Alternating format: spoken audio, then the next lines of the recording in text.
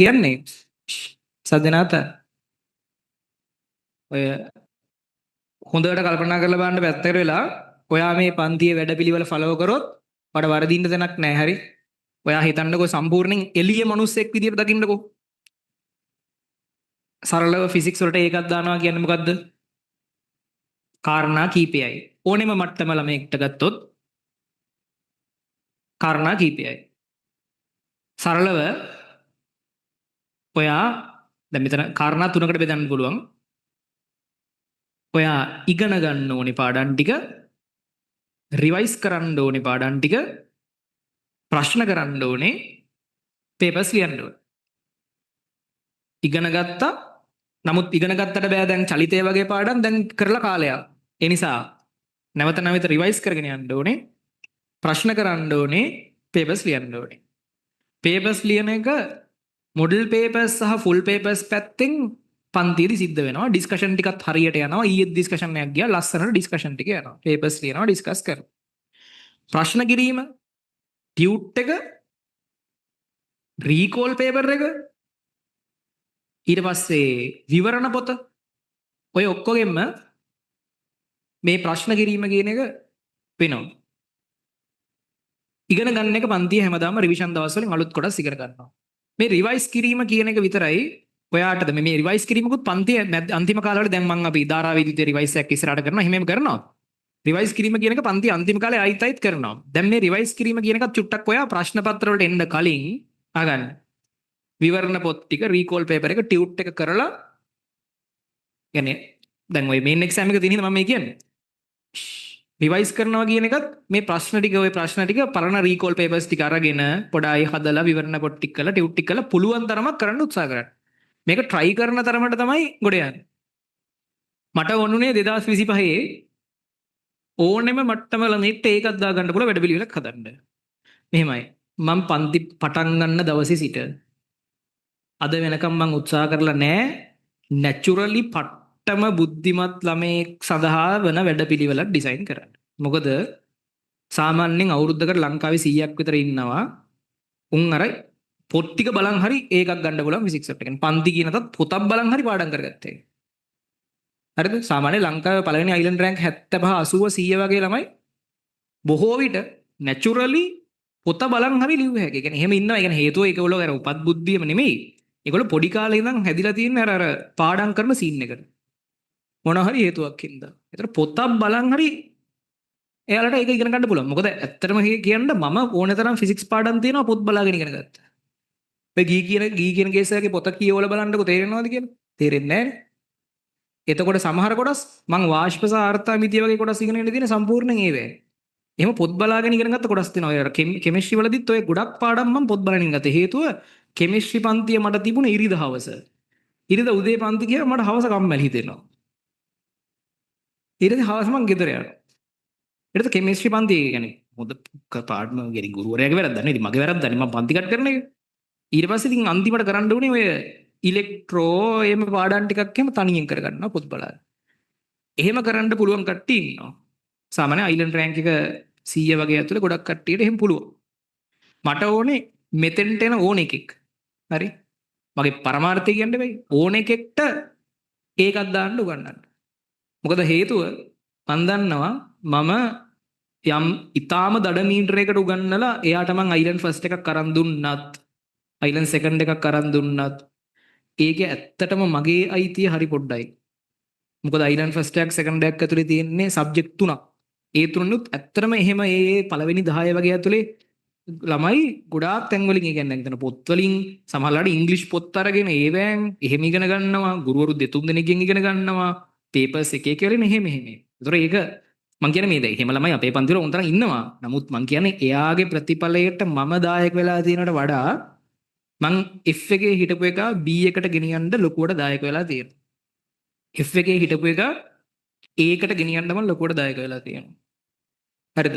එතකොට මම මාව පොසිෂන් කරන්නේ මට පන්තියක සාමාන්‍යයෙන් ඇවරේජ් ළමෙක්ව. මධ්‍යස්ථ ළමයි මං කියන එක අහන්න නැති එකෙක්ට මට කරන්න දෙයක් නැහැ. කියන්නේ ඒතකොට මම වැට් ටික කරන්න ඔක්කොම ටීට් ටිකක් දීලා විවරණ පොතක් දීලා රිවයිස් උත් දීලා පේපර්ස් උත් ඔක්කොම කරලා පන්තියෙත් උගන්ලා මගේ උපරිම මහන්සියෙන් උගන්වලා අර මම පන්ති පටන් ගන්න දවසේ මම හිතාගෙන තියෙනවා මම පළවෙනි ඉන්ඩිවිජුවල් ක්ලාස් එකට යද්දි මම හිතාගෙන තියෙනවා ඉන්ඩිවිජුවල් ක්ලාස් කරද්දී හරිද? මම හිතන් තියෙනවා මම කවදාවත් එක විනාඩියක්වත් ළමයෙක්ගෙන් සල්ලි අරගෙන ඒ ළමයාට අහිතක් කරන්නේ නැහැ කියලා. ඒ කියන්නේ ඉන්ඩිවිජුවල් ක්ලාස් ඔයගොල්ලෝ යනවා නම් ඔයගොල්ලෝ දන්නවා ඉන්ඩිවිජුවල් ක්ලාස් කියලා තියෙනවා නම් ඉන්ඩිවිජුවල් ගුරුවරු ඕන තරම් ඉන්නවා. පන්තියට අවිලා පැය 3යි නම් ඒ පැය 3 ගෙවෙන්න බයිලා කරලා යනවා. ඒ කියන්නේ ඔයාට මොන හරි උගන්වලා ගණන් හදන්න පැය භාගයක් දෙනවා. තව ඊට පස්සේ තව මොන හරි දෙයකට තව පැයක් දෙනවා. එහෙම ඉන්නවා ඉන්ඩිවිජුවල් ගුරුවරු ගණන් හදන්න. එතකොට මම ඉන්ඩිවිජුවල් ක්ලාස් කරන කාලේ මගේ තිබිච්ච ඒ පටන් ගන්න දවසේ තමයි මට මම මේ ඔයා මේ පන්ති ඉන්න වෙලාවේ මම මගේ ෆුල් එෆර්ට් එක දාලා උගන්වනවා. 100% මම මහන්සිලා උගන්වනවා. මොකද මෙතන බැරි මේ කාටවත් මේක තේරෙන්න ඕනේ. ඒතර ඒ කාලේ ඉඳන් මම කවදාවත් ඉන්ඩිවිජුවල් ක්ලාස් එක පන්තේ එකක් බොන්න කියන සමහරට තේ දෙනවනේ ඉන්ඩිවිජුවල් ක්ලාස් වල. විනාඩි 20ක් 15ක් ගියා නම් කණ්ඩ මොනවාරි විශේෂ දෙයක් දීලා මම ඒ විනාඩි 15 වැඩියෙන් පන්ති කරලා තමයි. හරි. කරන දේ අවංකව කරන්න ඕනේ තමන්. තමන් කරන දේ තමන්ගේ දැක්මට අනුව අවංකව කරන්න. එතකොට ඒකයි මම ඔය ස්පෙෂල් මීටින් අර වගේ මේ වගේ ඒවත් ඔක්කොම එළියෙන්. ඒ කියන්නේ පන්තියේට එළියෙන් ගන්න. පන්තියේ එළියේ ස්පෙෂල් මීටින්. එතකොට ඒ පැය දෙකක් ගන්නවා නම් ඒ ගන්නේ මං පන්ති වෙලාව ඇතුළේ නෙමෙයි. දැන් මම මොන හරි කියන්නේ මම ඒ අමතරව සෙෂන් ඕන තරම් දානවා වැඩිපුර වැඩ කරන්න. දැන් මම මේ එහෙම දැන් මම මේ වැඩි පන්ති වල කතා කරන්නේ නැහැ. දැන් මම මේ විනාඩි 10ක් කතා කරන්න මගේ අනිවාර්යෙන් ඔළුවේ තියෙනවා මම මේ විනාඩි 10ක් ගත්තා. නිසා මම අද විනාඩි 10 සමානට වැඩිපුර පන්ති කරන්න ඕනේ නැත්තම් මේ ඊළඟ සෙෂන් එකදී මම වැඩිපුර මොන හරි ගණන් ටික ඒ වැඩිපුර මම වෙලාව ගන්න ඕනේ කියලා. ඔයා කරන දේ ඔයාට අවංකව ඔයා කරන්න. හරිද? එතකොට මගේ ප්ලෑන් එක තමයි ඕනෑම මගේ පන්තියේ ප්ලෑන් එක තමයි ඕනෑම මට්ටමක ළමයෙක්ට මේක හරහා ගිහිල්ලා ඒකට යන්න පුළුවන් මේ. ඒක තමයි පන්තියේ දැක්ම. හරි? ඒ නිසා මේ වැඩපිළිවෙල හරියට ෆලෝ කරන්න. මොකද මගේ ප්ලෑන් එක ඕනෙම මට්ටමක ළමයි ගොඩ දාන්න උගන්වන එක වැඩපිළිවෙල හදාගන්න එක වැඩේ හරියට කරන එක. ඒ නිසා ඒ නිසා තමයි ලංකාවේ වැඩිම F ඉඳන් A ට වැඩිම F ඉඳන් B ට S ඉඳන් A ට S ඉඳන් B ට තියෙන්නේ. ඊට පස්සේ C ඉඳන් A ට වැඩිම තියෙන්නේ ඒ නිසා. ඒ නිසා රිවිෂන් එකකදී වැඩිපුරම ප්ලෑන් එක වෙන්න ඕනේ ඒකයි. ඒ නිසා දැන් අපි ඇඩ්වර්ටයිස් කරනවා A 1100යි කියලා. A 1100ට අමතරව තව කොච්චර තියෙනවද?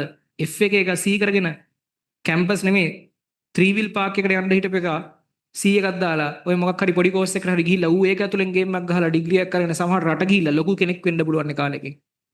ඒ වගේ ජීවිත කොච්චර වෙනස් වෙච්ච ඒවා දිනවද මූ සමහරට මොන හරි පොඩි වැඩක් කරගෙන පැත්ත කරලා ඉන්න හිටපු එක. ඒ වගේ කතන්දරත් මේක ඇතුලේ හැංගිලා තියෙනවා.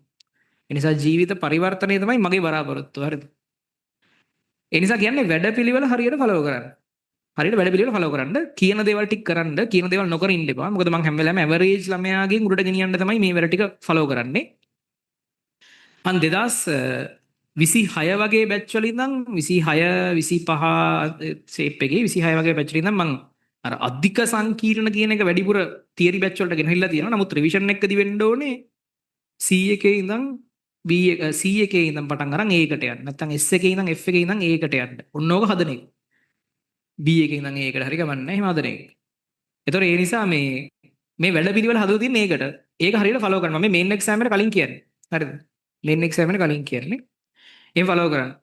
ඊට පස්සේ කරන දේ අවංකව කරන්න ඕවා. කියන්නේ ඔයාට අවංකව වැඩ කරන්න. දැන් හිතන්නකෝ ඔයා ගෙදරින් සල්ලි ටිකක් ගන්නවානේ පන්තියට ගෙවන්න කියලා. ඒ ගෙවන සල්ලි දැන් ඒ ගෙදරින් අම්මා තාත්තා මහන්සියලා හම්බ කරන සල්ලි ටික ගන්න වගේ ඉන්නේ. ඇත්තටම පන්තියට ගෙවන්න සියලු දේට වගේ ඉන්නේ ඒවනේ කන්න බොන වියදම් කරන්න. ඒකට අවංකව සාධාරණයක් කරන්න. ඔයා ගෙදරින් රුපියල් 12000 15000 ගන්න නම් ඔයකට උපරිම සාධාරණයක් කරන්න.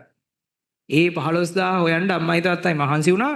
ඒකට මං මේ ඇවිල්ලා පන්තිය වෙලාවේ ට්‍රැක් කෙලින්නේ නැහැ. මං මේ තව විනාඩියක් තිබ්බන ඒ වෙලාවෙත් මං තව ගාණක් හදනවා. එහෙම මේ සල්ලි වලට සාධාරණයක් කරන්න. ජීවිතේ එක කාලයක් ඔය සියලු මේවා තියාගෙන මහන්සි වෙලා වැඩ කරන්න.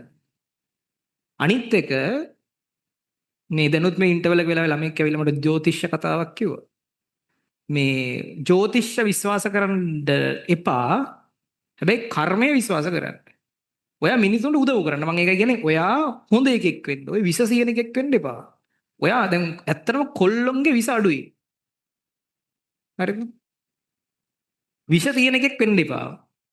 ඒ කියන්නේ වෙන මිනිස්සෙට නරකක් කරන්න එපා. ඒ මිනිස්සයාට කරන්න පුළුවන් උදව්වක් තියෙනවා නම් උදව් කරන්න. ඒ මිනිස්සයාගේ යහපත වෙනුවෙන් ඔයාට පුළුවන් විදිහකට ඔයාට හානියක් වෙන්නේ නැති වෙන්න කටයුතු කරන්න. ඔයාට හානියක් කරගන්න එපා.